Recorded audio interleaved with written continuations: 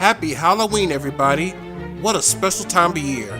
The beautiful fall colors, the trick-or-treating, the teeth-rotting candy, the slutty costumes, and all the Halloween specials. You got your classics like Charlie Brown, movies like The Nightmare Before Christmas, or maybe an episode of a show you finally remember from childhood. I know I got a few favorites, and I make a point to watch them every year. But there's another special from my childhood I really love. The 2000 direct-to-video movie, Alvin and the Chipmunks Meet the Wolfman.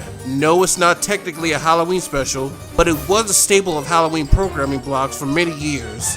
I suppose the 1994 special, Trick or Treason, would have been more appropriate to talk about, but I never saw it. So let's dive in. But first, a word from our sponsor, Audible. Audible allows you to listen to audiobooks and podcasts on any device, whether it be your smartphone, iPad, or tablet, and it picks up right where you left off, with thousands of titles to choose from.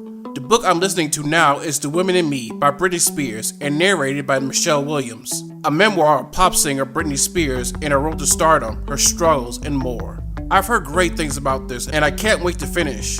Sign up for a free 30-day trial. Your first audiobook is covered. Go to audible.com/cartoonguy. Again, that's audible.com/cartoonguy. Now, on with the show. Everyone knows the Chipmunks, Alvin, Simon, and Theodore, and every generation has their version they grew up with. For example, I didn't grow up with the Alvin show, but I did watch reruns of the 80s cartoon when it aired on Cartoon Network in the late 90s and early 2000s.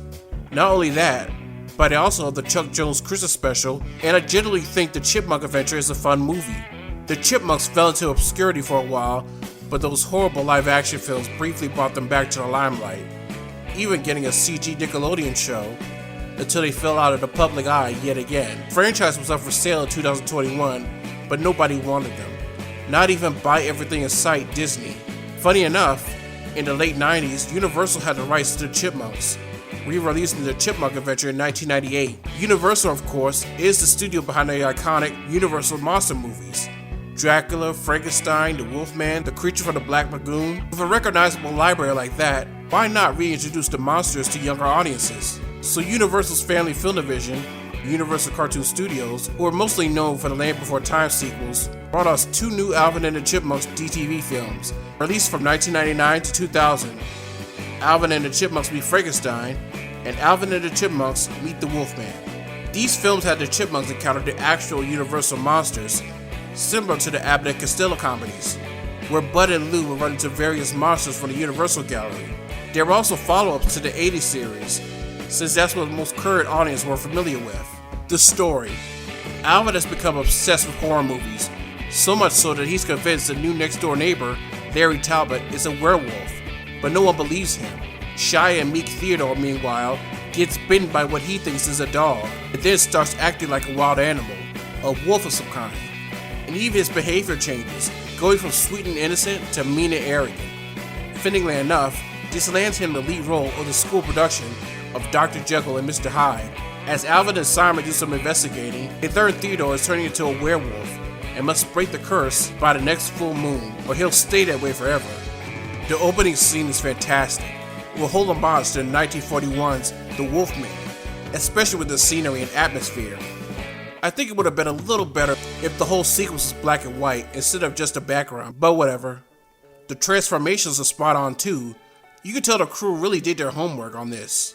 There's also a bit of Fright Night here too. Our horror fanatic main character Alvin warning everyone about Larry Talbot being the werewolf, but no one believing him, is also similar to how Charlie was trying to convince people his next door neighbor was a vampire in that movie. I love the character stuff here.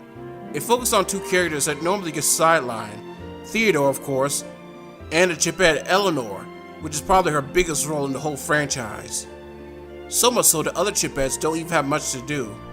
There is a bit of a connection between her and Theodore, and I love how she tries to help him out.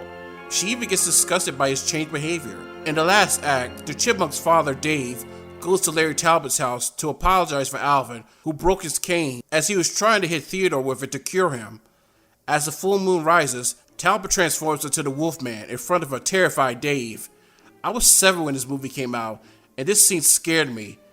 It's silly in retrospect, but it really did stick with me for years. Around the same time the play is going on, Theodore transforms into a werewolf. Talbot makes his way to the school and starts attacking the kids and fights werewolf Theodore, who bites him. and a cure is finally broken, turning them both back to normal. It was shocking at the time to have these usually friendly characters get into so much danger. The songs are okay, for a Chipmunk movie anyway. I can see a lot of parents getting annoyed by them, but it could be worse. How do you do? What's up with you? Little brother, Mr. Hyde. For a direct-to-video production, the animation is decent enough, but some of the designs are pretty awkward. The main characters look passable enough, and Mr. Talbot looks pretty cool, but every other character has these weird noses and round faces. And why did they make Dave look so hunky?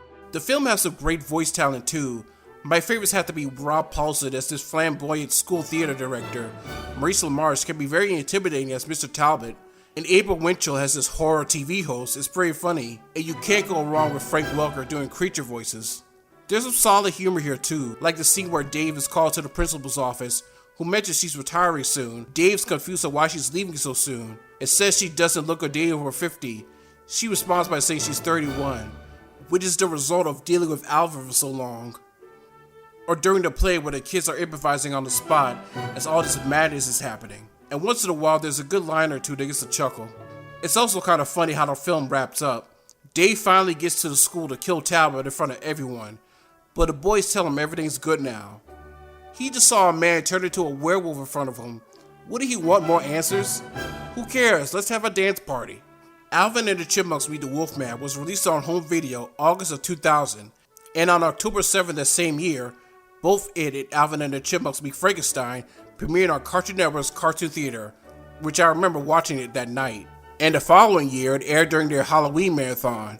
The movies were then shown occasionally on Disney Channel and Toon Disney once the license with CN was up, and also on the Hub Network in the 2010s. I'm not that into the Chipmunks now, but this is one of the few Chipmunks related media I still have a soft spot for. Kids will love it, and I'm sure it will entertain parents too. Until next time, I'm 47Cartoonguy, and I gotta fly. Happy Halloween.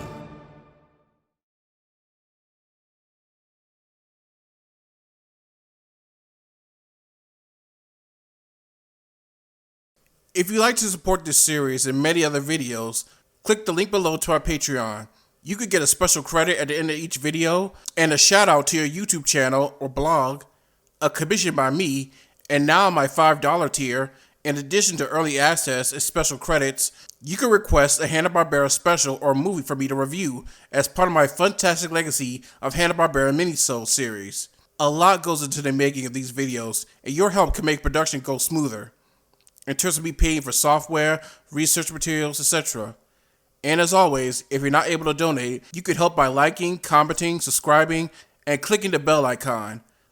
I thank you, and I gotta fly. I'll catch you later.